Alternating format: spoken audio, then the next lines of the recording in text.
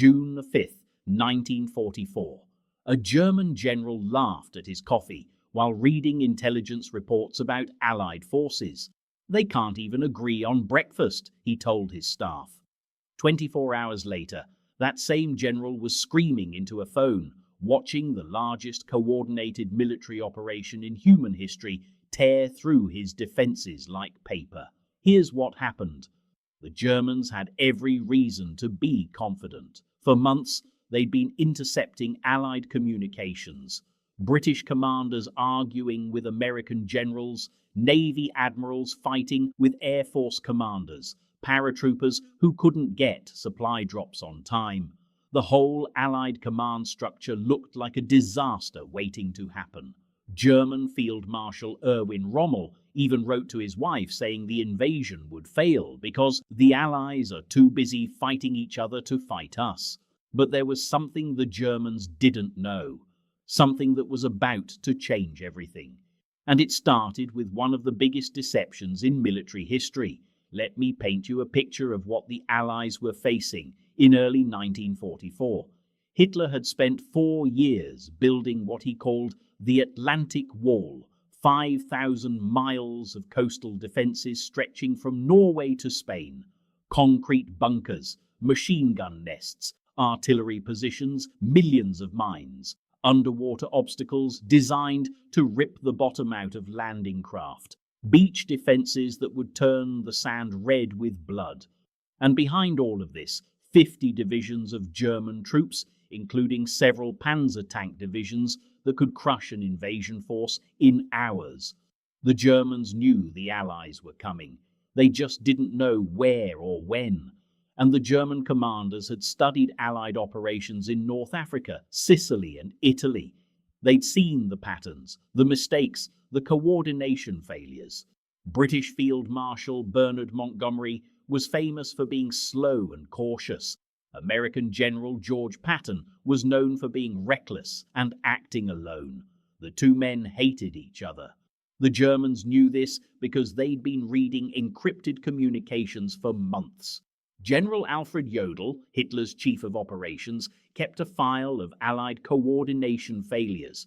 There was the time in Sicily when American planes bombed their own paratroopers.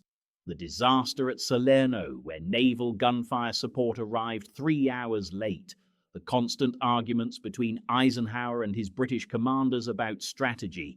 Jodl would read these reports to Hitler and other German generals. They'd laugh. They'd make jokes. The Allies, Jodl said in one meeting, are like an orchestra where every musician is playing a different song. And honestly, the Germans had good reasons to think this way. The Allied command structure was a nightmare on paper.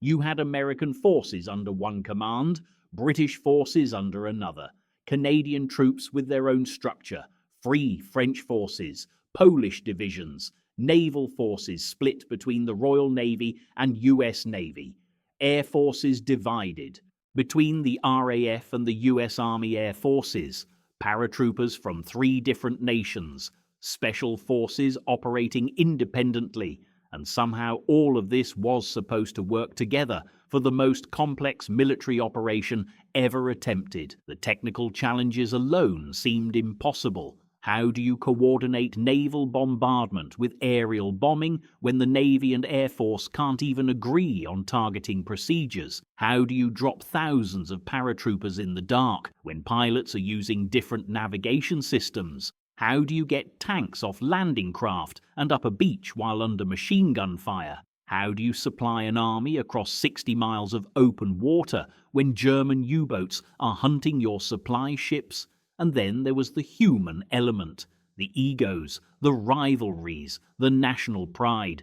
British commanders who'd been fighting since 1939 didn't want to take orders from Americans who'd only joined the war in 1941.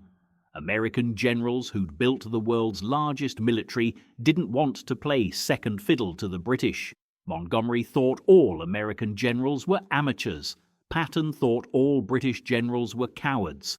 And stuck in the middle was Dwight Eisenhower, trying to keep this circus together. The German generals watched all of this chaos and smiled. They saw the arguments, the delays, the conflicting plans, and they were absolutely certain that when the invasion came, the whole thing would fall apart in the first few hours. Rommel even said he'd drive the Allies back into the sea before lunch.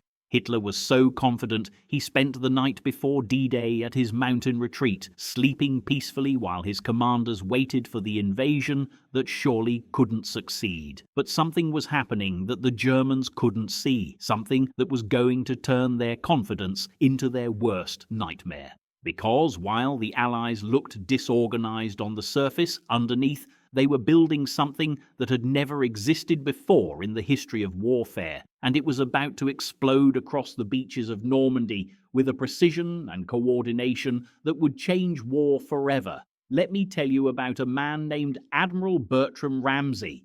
Most people have never heard of him. He wasn't flashy like Patton, he wasn't famous like Montgomery, but this British naval officer was about to pull off something that military historians still study today. He was in charge of Operation Neptune, the naval part of D-Day, and his job was to coordinate the largest fleet ever assembled in the history of the world. Think about what Ramsay was dealing with: 7,000 ships, from massive battleships down to tiny landing craft, American vessels, British vessels, Canadian vessels, Free French vessels, ships from a dozen different navies, all using different communication systems, different procedures, different languages. These ships had to cross the English Channel together, arrive at 5 different beaches at exactly the same time, avoid mines, avoid U-boats, avoid colliding with each other in the dark, and then provide fire support for the troops going ashore. The margin for error was zero. The Germans intercepted British naval communications and laughed at what they heard. Endless arguments about timing, debates about which ships would go where, technical disagreements about everything from fuel capacity to gun ranges. One German intelligence officer wrote in his report that the British Navy appears to be in complete disarray regarding the invasion fleet.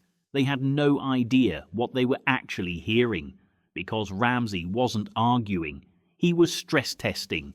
Every single debate, every question, every technical discussion was part of a systematic process to identify every possible failure point and create a backup plan, and then a backup for the backup. Ramsay had learned from Dunkirk, where he'd coordinated the evacuation of over 300,000 troops under fire. He knew that in war, everything that can go wrong will go wrong. So he planned for it. Let me give you an example. The landing craft had to hit the beaches at low tide so engineers could see and destroy the underwater obstacles. But low tide meant a longer run across the beach under enemy fire. So Ramsay calculated the exact minute when the tide would be low enough to see the obstacles, but high enough to reduce the distance troops had to run. He did this calculation for each of the 5 beaches, accounting for different tidal patterns, different beach slopes, different obstacle configurations. The window he needed was about 30 minutes. If they were early, troops would drown hitting obstacles in deep water. If they were late, they'd be cut down running hundreds of extra yards under fire. And here's the crazy part. Ramsay synchronized this with the Air Force bombing runs and the naval bombardment. The bombers needed enough light to see their targets, but enough darkness to hide from anti-aircraft fire. The naval guns needed to stop firing before the landing craft got too close, or they'd hit their own troops. The paratroopers had to drop inland before the beach landings to secure key roads, but not so early that the Germans would realize where the invasion was happening. Every single element had a precise timing window, and they all had to line up perfectly. Now, while Ramsay was coordinating the Navy, Air Chief Marshal Trafford Leigh-Mallory was dealing with his own nightmare. He was in charge of air operations, which meant coordinating over 13,000 aircraft from multiple air forces: bombers, fighters, paratroop carriers, gliders, reconnaissance planes. All of this had to happen in the same airspace, at night, in bad weather, without crashing into each other. The Germans had intercepted communications showing that British and American air crews couldn't even agree on altitude measurements. The British used feet, the Americans used meters in some units. There were heated arguments about flight paths, about bombing altitudes, about who would provide fighter cover for whom. German intelligence officers were practically giddy reading these reports. They estimated that at least 10% of Allied aircraft would be lost to mid-air collisions before they even reached France. But again, what the Germans were hearing was systematic planning disguised as chaos. Lee-Mallory was running simulation after simulation. Every argument was really a war game. Every technical debate was testing a different scenario. He'd learned from earlier operations where lack of coordination had caused friendly fire incidents. He wasn't going to let that happen on D-Day.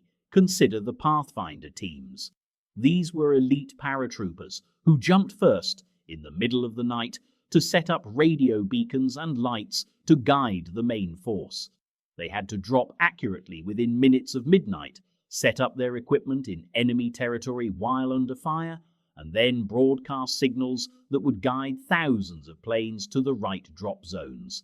If they failed, paratroopers would be scattered randomly across France. If they succeeded, entire divisions would land exactly where they needed to be. Lee-Mallory coordinated this with a precision that's still impressive today. The Pathfinders would jump at 12:15 a.m. The main paratrooper force would begin dropping at 1 a.m. Gliders carrying heavy equipment would land at 4 a.m. using the established drop zones. At 5:30 a.m., bombers would hit the beach defenses. At 6 a.m., naval bombardment would begin. At 6:30 a.m., the first landing craft would hit the beaches. Each phase had to complete before the next one started, but they all had to flow together seamlessly. And here's what made it revolutionary. For the first time in history, air, sea, and land forces weren't just operating in the same battle. They were synchronized like parts of a single machine. The bombers would suppress anti-aircraft guns so the Navy could move closer. The Navy would destroy bunkers that the bombers couldn't reach. The paratroopers would secure roads so reinforcements couldn't reach the beaches. The landing troops would capture ports so supplies could flow. Every element supported every other element. But coordination wasn't just about timing, it was about communication. And this is where the Allies had a secret weapon that the Germans knew nothing about. A system so advanced, so well planned, that it would allow commanders to coordinate forces across hundreds of miles in real time. Let me explain how this worked. The Allies had spent 2 years building a communication network that connected every level of command, from Eisenhower's headquarters down to individual battalion commanders. They used a combination of radio, telephone, courier, and even homing pigeons as backups. But more importantly, they'd standardized everything. Common code words, common map coordinates, common timing systems, common procedures for requesting support or reporting problems. The Germans used Enigma machines and thought their communications were secure. They were wrong. The Allies had broken Enigma and were reading German messages in real time. But here's what's really interesting. The Allies knew the Germans were also intercepting Allied communications, so they used this against them. They sent fake messages showing coordination failures, arguments between commanders, supply problems, technical difficulties. All of it was theatre designed to make the Germans overconfident. Meanwhile, the real coordination was happening through secure channels the Germans didn't even know existed. Ultra-secure radios, coded messages using systems the Germans couldn't break, face-to-face meetings between commanders who then issued orders through trusted couriers. The Germans were reading the fiction while the Allies were writing reality. Let me tell you about a guy named Major General Matthew Ridgway. He commanded the 82nd Airborne Division, one of the units dropping behind the beaches on D-Day. Ridgway knew that paratroop operations were always chaos, men scattered across miles, units mixed together, equipment lost, injured soldiers, and all of this happening in the dark, in enemy territory, while under fire.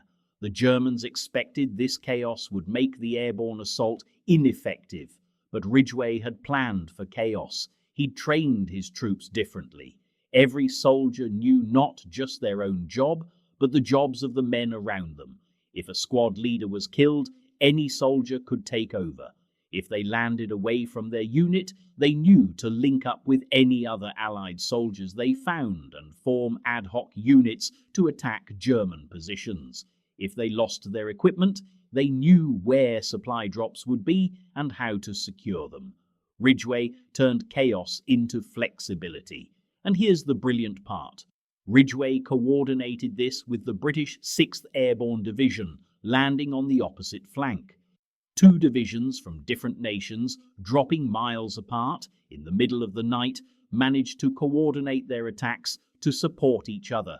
The 82nd would secure roads from the west. The 6th would secure bridges from the east. Together, they'd create a corridor for the beach landing forces to break out inland. If either division failed, the whole thing would collapse. But Ridgway and his British counterpart, General Richard Gale, had planned every detail together. They'd studied maps together, run simulations together. Their staff officers had worked side by side for months. They'd established radio protocols so their units could communicate even if they landed in the wrong places. They'd created a system where any paratrooper from either division would recognize the other's signals and could coordinate on the spot without waiting for orders from above. This had never been done before. The Germans didn't think it was possible. Now let me tell you about the ground forces, the actual troops who would storm the beaches. 5 divisions in the first wave, 2 American divisions at Utah and Omaha beaches, 2 British divisions at Gold and Sword beaches, 1 Canadian division at Juno Beach. Over 150,000 men hitting the coast in the first 24 hours.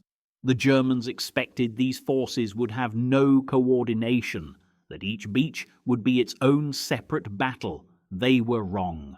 The Allies had created what they called a joint fire plan. This meant that units on one beach could call for support from naval guns or aircraft assigned to different beaches.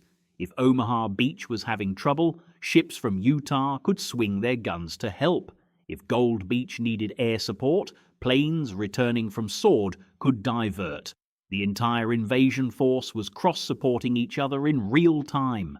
Let me give you a specific example. At Omaha Beach, the landing went bad immediately. Strong currents pushed landing craft off course. The preliminary bombing had missed most of the German defenses. Troops were landing in the wrong places, under heavy fire with no cover. The beach was turning into a slaughter. Within an hour, commanders were considering calling off the Omaha landing entirely. But here's where the coordination system proved its worth. Destroyers from the naval force saw what was happening and made a decision that wasn't in any plan.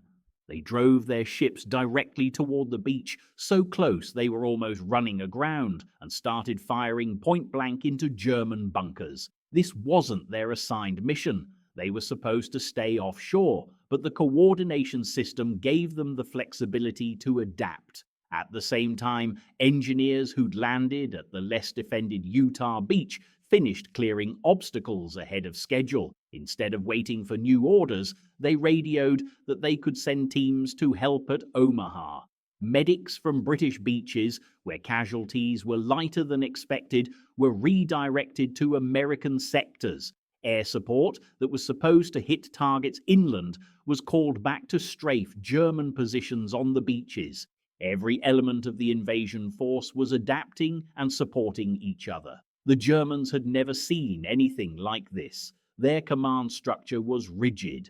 Orders came from the top down. Units couldn't help each other without permission from higher command. And on D-Day, their higher command was paralyzed. Rommel was in Germany visiting his wife. Hitler was asleep, and his staff were too scared to wake him. The local commanders were calling for panzer divisions to counterattack, but nobody had the authority to release them. So German forces sat and waited for orders while the Allies were adapting and coordinating in real time. Here's another thing the Germans didn't understand. The Allies had backup plans for their backup plans. Take the naval bombardment. The primary plan was for battleships and cruisers to destroy German coastal defenses from long range. But what if the weather was too bad for accurate fire? Backup plan: destroyers would move close to shore for direct fire. What if destroyers got hit? Backup plan: rocket ships would saturate the beaches with thousands of rockets. What if the rocket ships malfunctioned? Backup plan: fighter bombers would make low-level bombing runs. Every single element had multiple backups. Paratroopers carried backup radios, backup maps, backup weapons. Landing craft had backup engines and backup rudders. Tanks had backup ammunition supplies, landed separately. Medical teams had backup supplies at multiple locations. Communication systems had backup frequencies and backup code words. The Germans had one plan and expected it to work. The Allies had dozens of plans and expected several to fail. And then there was the intelligence coordination. The Allies knew where every German division was. They knew which units were veterans and which were inexperienced. They knew where the minefields were, where the strongest bunkers were, where German commanders had their headquarters. They knew all of this because intelligence services from multiple countries were sharing information in real time. British codebreakers at Bletchley Park were reading German messages and passing them to American intelligence within hours. French resistance fighters were reporting German troop movements, and the information was reaching Allied commanders the same day. RAF reconnaissance planes were photographing the coast, and the photos were being analyzed and distributed overnight. Every piece of information from every source was being compiled into a complete picture of German defenses. The Germans had intelligence on Allied forces too, but their intelligence services didn't share information. The Abwehr didn't trust the SS didn't trust the Army didn't trust the Navy. Each service hoarded information and refused to cooperate with the others. So German commanders were making decisions based on incomplete intelligence, while Allied commanders had the complete picture. Let me tell you about June 5th, 1944, the day before D-Day. The weather was terrible: storms, high winds, low clouds, heavy seas. The kind of weather where any sane military commander would cancel an amphibious invasion. And that's exactly what the Germans thought. Rommel left his headquarters to visit his wife in Germany because he was certain the Allies wouldn't invade in this weather. German coastal units stood down from high alert. Some soldiers were even given leave to go into town. But the Allies had something the Germans didn't: a Scottish meteorologist named James Stagg, who'd been studying North Atlantic weather patterns for years. Stagg told Eisenhower that there would be a brief break in the weather on June 6th. Not perfect conditions, not even good conditions, but a window of slightly less terrible conditions that would last maybe 36 hours. After that, the weather would get worse again and stay bad for weeks. Eisenhower had to make a decision: postpone the invasion and wait for better weather that might not come, or launch in marginal conditions and hope Stagg was right. The coordination he'd built would only work if every element launched together. If he delayed, he'd have to reorganize everything. Ships would have to be recalled and refueled. Troops would have to be unloaded and reloaded. Paratroopers would have to reset their equipment. The complex timing would have to be recalculated, and the longer they waited, the higher the chance that German intelligence would figure out the invasion plans. Eisenhower met with his commanders. Montgomery said the ground forces were ready. Ramsey said the Navy could handle the weather. Lee Mallory was worried about air operations in the clouds, but said they'd manage. Eisenhower looked at all of them and said 5 words that changed history. "Okay, we'll go." June 6, 1944, 12:15 a.m. The first Pathfinder teams dropped into darkness over Normandy. 30 minutes later, they had their beacons operational. At 1 a.m., waves of transport planes began dropping thousands of paratroopers. Some landed in the right places. Many didn't. But it didn't matter because they'd trained for chaos. Within 2 hours, ad hoc units were attacking German positions, cutting communication lines and securing key roads exactly as planned. At 3:00 a.m., German coastal radar picked up the largest fleet in history crossing the English Channel. Officers stared at their screens in disbelief. There were too many ships to count. The radar operators thought their equipment was malfunctioning. They called their commanders who didn't believe the reports. By the time the Germans realized it was real, it was too late to do anything about it. At 5:30 a.m., the sun rose enough for bombers to see their targets. Over 2,000 bombers hit German coastal defenses. The Germans had never experienced bombing on this scale. Bunkers disappeared in explosions. Communication lines were cut. Soldiers who survived were too stunned to fight effectively. The bombing lasted exactly 1 hour, timed to the minute. At 6:30 a.m., naval guns opened fire. Over 1,000 ships began systematically destroying anything the bombers had missed. German soldiers who'd survived the bombing now faced shells from battleships, cruisers, and destroyers. The bombardment was so intense that some German units simply ran away from the coast. The naval fire lasted exactly 30 minutes, timed to the minute. At 6:30 a.m., the first landing craft hit the beaches, and this is where everything the Allies had planned was tested. Because German defences hadn't been completely destroyed. There were still machine guns, still artillery, still soldiers fighting desperately to throw the invaders back into the sea. The landing craft doors dropped open and men ran into hell, but the coordination system worked. When troops on one beach got pinned down, they radioed for support and got it within minutes. Naval guns, air support, tanks, reinforcements. Every request was answered. Every unit that needed help got help. The Germans tried to coordinate their counterattack, but their communication lines were cut. Their commanders couldn't reach each other. Their reinforcements couldn't get through because paratroopers controlled the roads. By noon, Allied forces were pushing inland from all 5 beaches. The Germans threw everything they had at them: counterattacks, artillery barrages, tank assaults. But every German attack was met with coordinated Allied response. Naval guns would destroy German tanks. Airstrikes would break up German infantry formations. Paratroopers would hit German forces from behind, while beach forces hit them from the front. At 3:00 p.m., a German general finally got through to Hitler's headquarters. He screamed into the phone that they needed panzer divisions immediately, or the invasion would succeed. Hitler woke up. He looked at the reports. He couldn't believe what he was reading. The Allies weren't supposed to be able to do this. Their coordination wasn't supposed to work. The intelligence had said they were disorganized. Hitler ordered the panzers to counterattack, but it was too late. Allied air forces spotted the tank columns moving toward the coast and destroyed them on the roads. The few tanks that got through were met with naval gunfire that turned them into burning wrecks.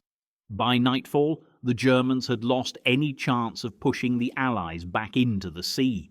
June the 6th ended with over 150,000 Allied troops ashore in France. Casualties were heavy. Thousands of men died on those beaches. But the invasion had succeeded, and it succeeded because every element of the Allied forces had worked together with a precision that the Germans thought was impossible. Here's what the Germans missed. They saw the arguments and thought they meant weakness. They saw the complexity and thought it meant chaos.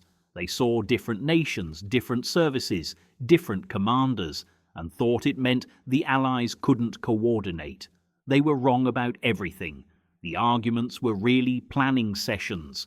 The complexity was really redundancy. The different forces were really elements of a single integrated system that was more advanced than anything that had existed before. The Germans were so certain the Allies couldn't coordinate that they never considered what would happen if they were wrong. D-Day wasn't just about bravery, though there was plenty of that. It wasn't just about numbers, though the Allies had those too. It was about coordination. It was about building a system where air, sea, and land forces could work together seamlessly, where commanders from different nations could trust each other, where soldiers from different countries could fight side by side, where every element supported every other element. The Germans had built strong defenses, they had good soldiers, they had excellent weapons, but they had a rigid command structure that couldn't adapt. They had intelligence services that didn't share information. They had commanders who couldn't work together, and when they faced an enemy who had solved all of those problems, they lost. After the war, German generals were interviewed about D-Day. Many of them said the same thing. They'd been certain the invasion would fail because Allied coordination was so bad. One general said, "We never imagined they could make it work. We saw all their problems and assumed they were fatal. We never considered that they were working to fix those problems while we were laughing at them." The coordination system the Allies built for D-Day became the foundation for how modern militaries operate. The idea that air, sea, and land forces should work together as a single integrated force. That different nations can coordinate in real time. That flexibility and adaptation matter more than rigid plans. That communication and trust between commanders matter as much as weapons and tactics. All of this started on the beaches of Normandy. The Germans mocked Allied coordination right up until the moment it destroyed them. They learned too late that coordination isn't about never having problems. It's about systematically solving those problems. It's about building systems that work even when things go wrong. It's about trust and communication and the willingness to work together toward a common goal. That's the real lesson of D-Day. Not that the Allies had more ships or more planes or more men, though they did, but that they figured out how to make all of those things work together when everyone else thought it was impossible. They turned coordination from a weakness into their greatest strength, and that made all the difference. If you want to see what happened next, watch this video where we break down how those same German generals reacted when they realized the invasion was succeeding.